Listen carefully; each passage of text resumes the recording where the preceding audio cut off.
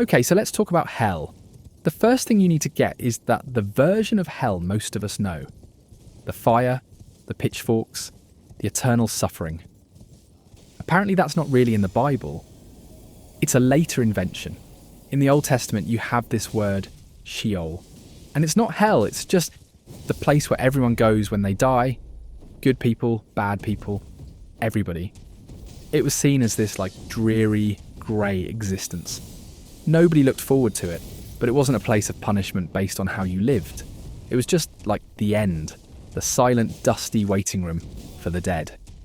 So where did the fire and brimstone stuff come from? Well, it's basically an answer to a huge problem.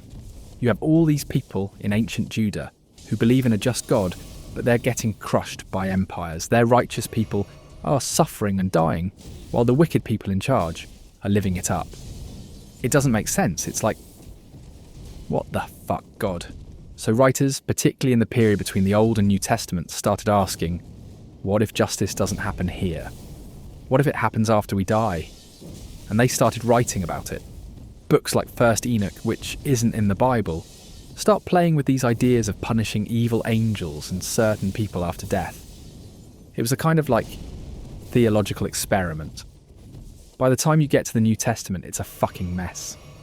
Honestly, there isn't one single idea. There are at least three floating around.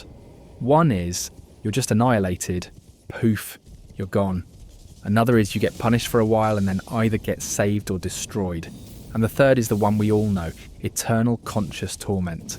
They even use different words for it. One word, Gehenna, was this actual valley outside Jerusalem with a dark history of child sacrifice. So people started associating it with this idea of a fiery place of final judgment.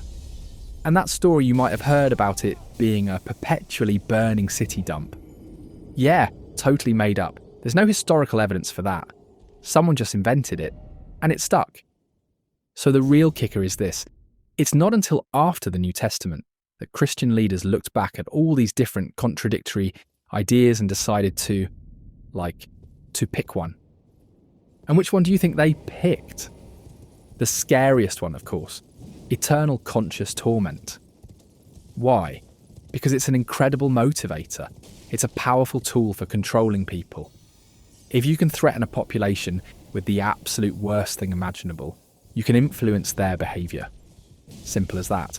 So when someone today uses hell as a threat, they're not really using a biblical concept.